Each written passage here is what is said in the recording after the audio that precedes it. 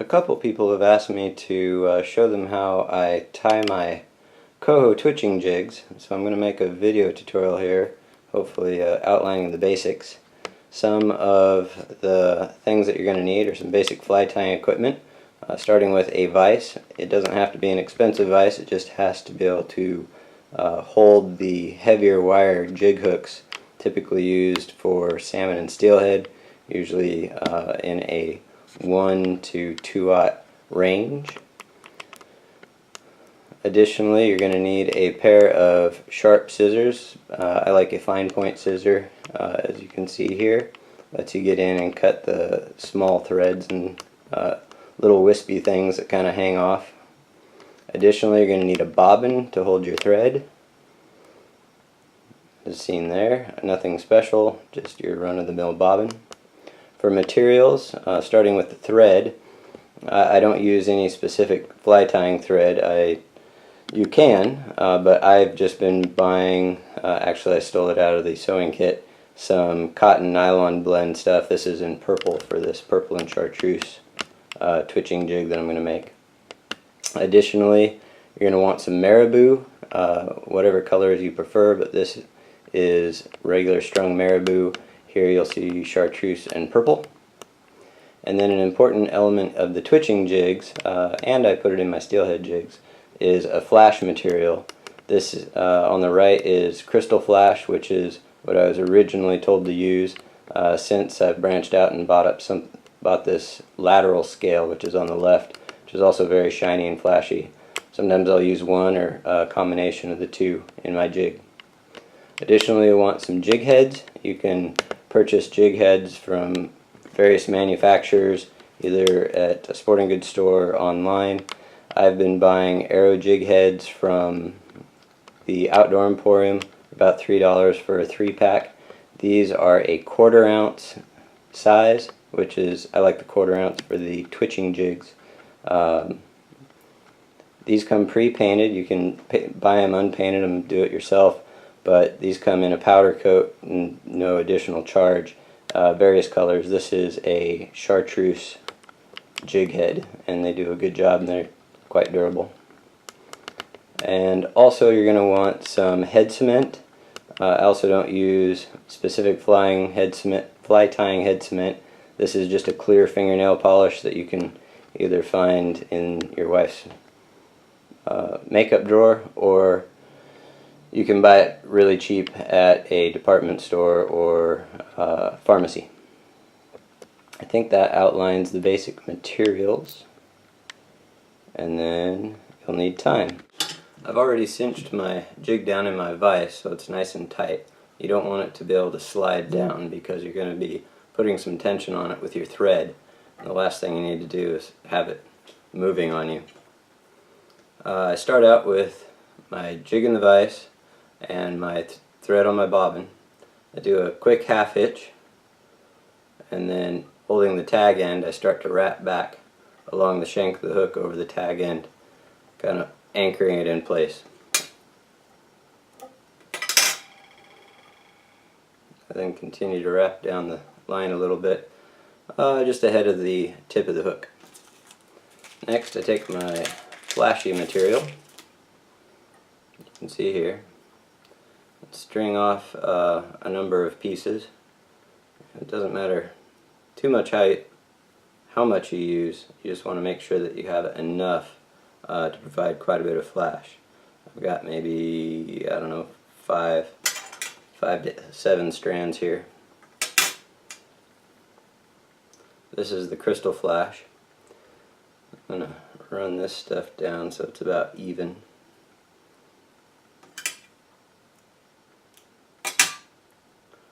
And then this is going to be kind of a tail, so I want it to hang out the back, kind of behind my material after I get it wrapped. So I'll usually hang it off about 1.5 to twice the distance of the length of the jig. So I take that and then run it off the back. Then lightly start to wrap it, and then a little tighter to cinch it down. You can see the stuff hanging off the front of the jig head. I'll fold back. I'll try to fold back. and I'll give it some wraps to anchor it in place. You'll notice that those materials are now longer than my original tail, so I'll gather those and clip them to the length of my original tail, and then what I have left I will then put back on the shaft and wrap into place. So essentially I took those initial strands and tripled them up, so now I have three levels of flash material on the tail, and you can see that's a nice big flashy tail right there. That's going to be a big attractant for the Coho. So I'm going to start. I've got two colors here, so what I like to do, and this is at the discretion of whoever's making it, I like to start with the material that's the color of the head and then alternate. So I'll start with a little bit of a chartreuse tail, put a purple feather on, then a chartreuse, and then end with a purple.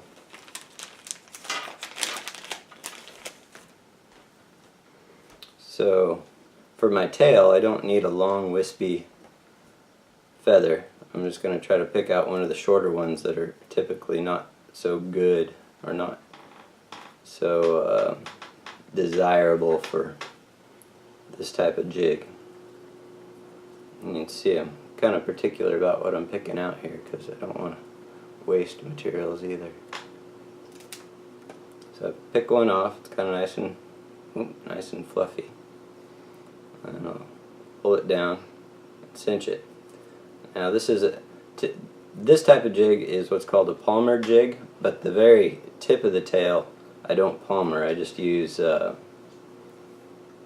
marabou hanging off the end. You could also replace this with what's called a zonker strip, which is a piece of rabbit fur strip, but I haven't needed to. So I'll let this thing overhang maybe about half the distance of the length of the jig itself, so that the tail still kind of, that flashy tail hangs out. I hold it in place, lightly wrap my thread, and then cinch it down. And then I'll wrap it a few times going towards the head, and then I'll come back until I'm right back where I started. And then this is trash. Next I'll get a piece of purple.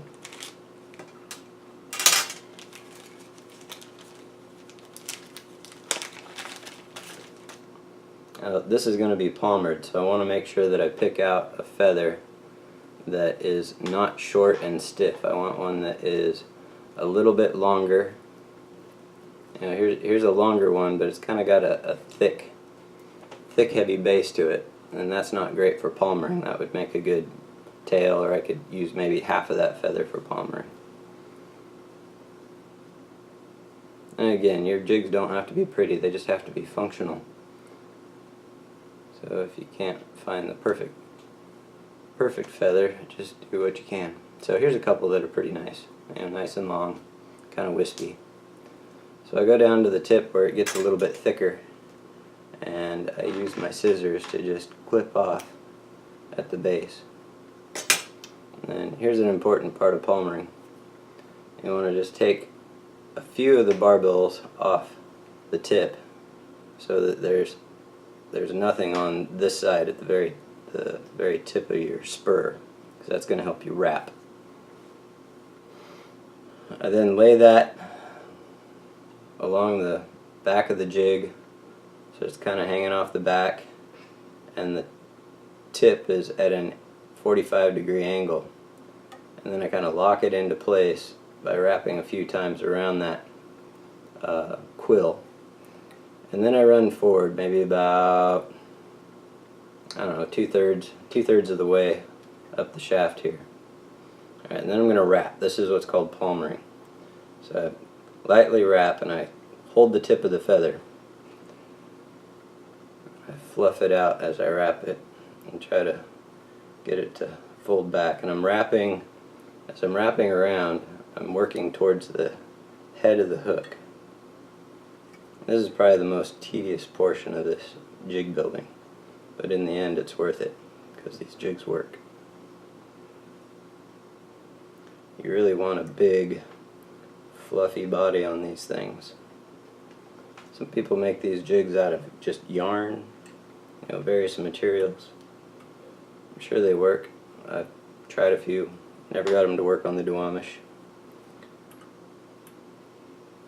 But I'll make these jigs with, you can see I'm pulling out the feathers to make sure that they fluff up and don't get wrapped around the shaft of the jig and lost in the body. So then when I get close to this end, I'll take my thread and just wrap it over the end of the feather to hold it in place. And once it's in place and locked in, I'll then smooth it back with my fingers towards the back of the jig and then wrap that tip back on itself a little ways to make sure that they lay backwards. And I don't want to go all the way, I just want to go maybe about a quarter or a third of the distance that I've worked forward on the hook. So next I'll take a green feather, again find a wispy one, try to pull it off. You want to be careful not to kink the feather, because then it's not going to wrap right. You want it to be really limber. Clip off the tip like I did before. Tear a little bit of material again, lay that on the hook. Same concept, wrap it into place, work my way forward, and then start wrapping. I'll put my finger on the back as I wrap to hold it in place so that it doesn't unwind. If it unwinds on you, if you slip and unwind, or sometimes the tip of the feather will snap off in your fingers, you can just unwind it, making sure that you get all that material unwound, and then just start winding it again. Worst case scenario, just do your best and cinch it down and add another feather. You can put as many feathers on here as you can make fit. It'll just make a fluffier component. You just don't want to go light. If it's too light, it'll be weak. It'll be a weak jig that doesn't have any body to it. I just think the Coho really like those big fluffy ones. Lots of action.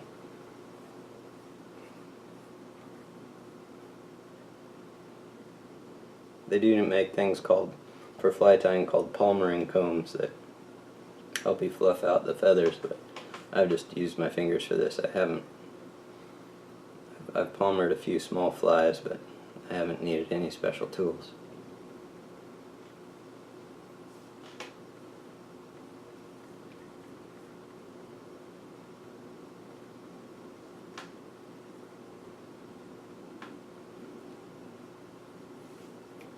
These first feathers you don't have to clip off, because you can just incorporate the tip back into the body itself when you lay it back.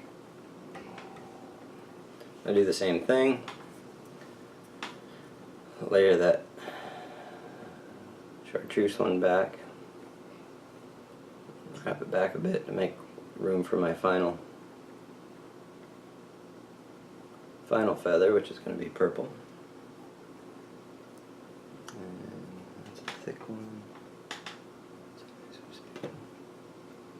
There we go. Nice long one. And this is different from steelhead jigs. Steelhead jigs, you don't palmer these feathers. You lay them down individually, which goes a lot faster. And again, like I said, they don't have to be pretty to work. My first few steelhead jigs were really quite ugly, but they still caught fish. I got that one tied in. I'm going to wrap it. And this is the one I'm going to end on, so I'll tie it off a little bit different at the end. If I wanted to put a collar on these jigs, I'd add, once I finish this, I'd add something just below the base, and that's typical of steelhead jigs. But for the twitching jigs, I don't like to have a collar. I like to have it end, and this is how I was taught, to have it end in, just go straight from big fluffy body to the jig head.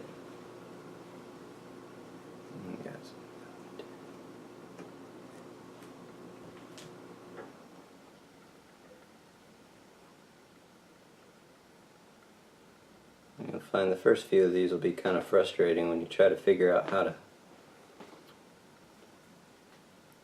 get the material to lay the way you want it to, or how to work your hands and keep your thread where you want it to. It gets better over time.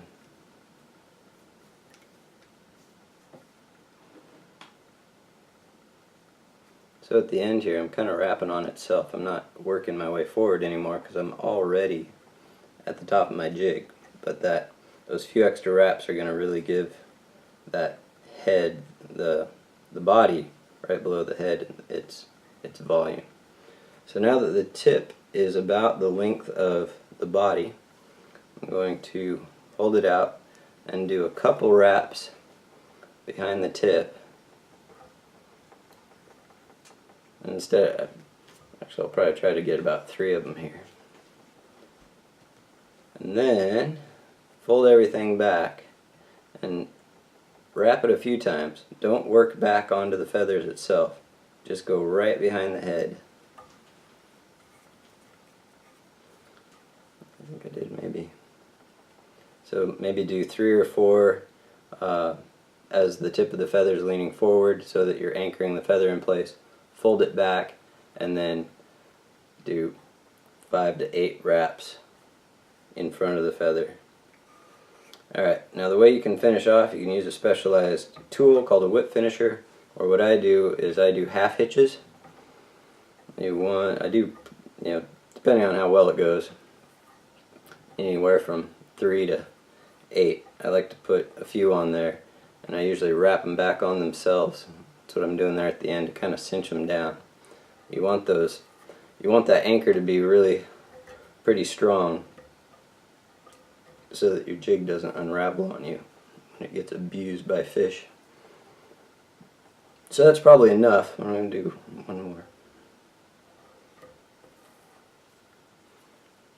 So I got quite a few half hitches on there. Kind of run it around, and then this one just snapped off, which is fine. I've done enough half hitches, snapping it off is no big deal. Or you can use your scissors to get in there and slide down the thread and then snip it off at the collar. And then to finish up, I use a little bit of nail polish. I don't let it glob on there. I don't want it dripping. I want just enough to be able to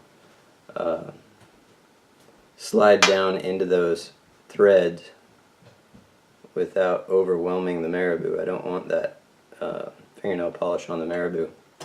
So I'll put it on my threads and I'll work around the jig itself, making sure that the threads are behind the head are nice and saturated with that fingernail polish. And then that's pretty much it. And I'm done. And then I hang these on some sort of hook or hanger to hang overnight.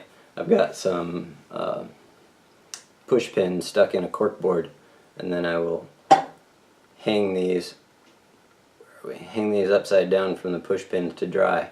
But usually overnight's sufficient. But there you have, that's the final product. This is a 1/4 ounce, what I call the Chartrugly, chartreuse and purple palmered marabou jig. Big fluffy body. It's got these tendrils of crystal flash out the back. You can make these as long as you like. This is about as long as I like them. They tend to shine, and then you can add whatever you like to it. You can even put flash inside the body as you're working up. Just layer it in between the feather layers, which I've done too, and that seems to work. I think different conditions call for different styles of jigs, whether it's color or how much flash is in them. But on the Duwamish, this purple and chartreuse really has been the top producer for me. Caught a lot of fish on this. Other ones being purple and black. A lot of times I'll use a black jig head and then do the same style, only using black and purple in my flash material, or black and chartreuse. Anyway, like I said, the possibilities are up to the person who's creating it.